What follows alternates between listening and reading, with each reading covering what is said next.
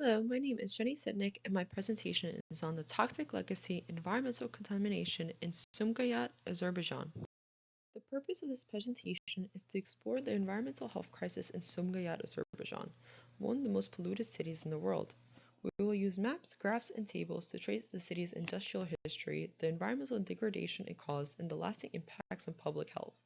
Finally, we'll highlight ongoing efforts for environmental rehabilitation.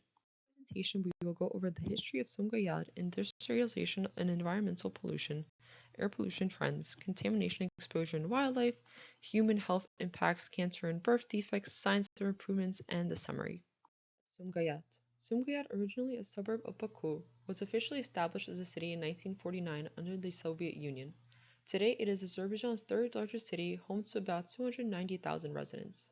During the 1960s, Sumgayat rapidly grew into a major industrial hub driven by the booming oil and petrochemical sectors. It became a center for producing industrial and agricultural chemicals vital to the Soviet economy. However, environmental oversight was virtually non-existent. Factories dumped waste directly into surrounding soil, rivers, and the Caspian Sea without treatment. Over time, unchecked contamination led to an ecological collapse, including the creation of a dead zone in the Caspian Sea, north of the peninsula.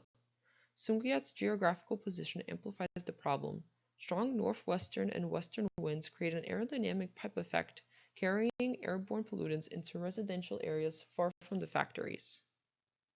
Industrialization and environmental pollution. According to the Toxic Site Identification Program, the chemical and oil processing industries are the second largest source of pollution in Azerbaijan. In Sumgayat alone, 23 major chemical factories operated during the Soviet era, producing chlorinated pesticides and other hazardous materials. When the factories were fully operational, an estimated 70 to 120,000 tons of harmful waste were released into the air each year. Due to the lack of environmental regulation, waste was directly released into surrounding ecosystems. Less than one-third of industrial sewage was collected to the town's purifying sites. This widespread pollution devastated agriculture, fisheries, and wildlife, while creating dangerous living conditions for local residents. As a result, Sumgayat became notorious for having one of the highest rates of infant mortality and cancer in the Soviet Union. Sumgayat became a symbol of post-Soviet environmental degradation. And as seen in Figure 2, you can see there is a cluster of industrial factories located in Sumgayat. Air pollution trends. Although factory closures after independence reduced industrial emissions, traffic pollution soon replaced them. Sumgayat's unique geographic pipe effect and constant northwest winds allowed dust, sulfuric acid, and nitrogen oxides to spread across residential zones, prolonging the air quality crisis. When comparing Baku City and Sumgayat City, it is clear to see the average concentrations of harmful substances in the air tend to be larger in Sumgayat City than Baku City in the 2000s. Contaminant exposure in wildlife. Environmental pollution not only affects human populations but also deeply affects local wildlife. European pond turtles living in wetlands near Sumgayat's wastewater treatment plants serve as bioindicators of contamination. The turtles' exposure routes include feeding on contaminated prey and hibernating in polluted sediments, illustrating how pollution infiltrated the entire ecosystem. Studies show that turtles from Sumgayat wetlands have contaminant levels up to 2,000 times higher than turtles from uncontaminated reference sites in Al-Barmali, about 150 kilometers away. These contaminants include petroleum compounds, PAHs, pesticides, PCBs, and heavy metals. As we can see in Figure 5, looking at the comparison of contaminant levels in European pond turtles between the two regions, you can see that the median contaminant levels are always greater in Sumgayat in the turtles than in the other region. Human health impacts. Cancer.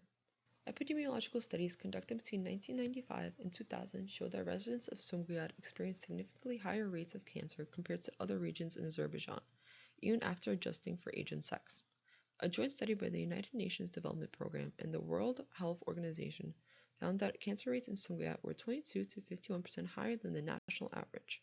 In particular, bladder cancer rates were the most elevated, consistent with occupational exposure to industrial chemicals like benzene and heavy metals. As seen in Figure 6 here, you can see that Sumgayat always has higher rates in all the cancers besides the bladder cancer. Sumgayat's elevated cancer rates are further supported by Figure 7. When comparing age-standardized cancer incidence in Sumgayat, Azerbaijan, and the Islamic Republic of Iran, it is consistently seen that the incidence rates are elevated for both males and females on all the cancer sites such as larynx, lung, bladder, breast, and all sites. Health impacts, birth defects. Pollution also severely affected maternal and childbirth health. Between 1998 and 2000, a high percentage of newborns were delivered with abnormal developmental conditions in Sumgayat. A breakdown shows 22% having nervous system faults, 14.6% having congenital heart disease, 10% having Down syndrome, 16.7% having other developmental conditions, and 6% having an insensibility. Signs of improvement. In recent years, positive change has begun. The government of Azerbaijan has secured international support for the economic and environmental rehabilitation of Sumgayat. Organizations such as the United Nations Development Programme and the World Health Organization has been involved. The UNDP helped establish the Sumgayat Center for Environmental Rehabilitation to research environmental issues and propose remediation programs. Environmental epidemiology courses were held in Baku to build local capacity. According to government statistics, in the 1990s, Sumgayat Industries produced about 600 million cubic meters of polluted water annually. Today, that figure has been reduced to around 80 to 100 million cubic meters. Recent efforts have also resulted in cleanup of approximately 40,000 tons of polluted water near a local aluminum factory, although an estimate of 160,000 tons of waste still remain in the area. Despite these hurdles, Sumgayat's story is shifting from environmental tragedy to cautious optimism. Sumgayat's environmental health crisis teaches critical lessons about the costs of industrial growth without regulation.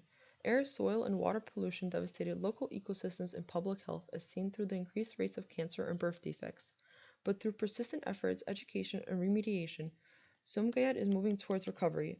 Sumgayat reminds us why safeguarding environmental health must be a global priority, not just to protect nature, but to protect human life itself. Thank you so much for listening.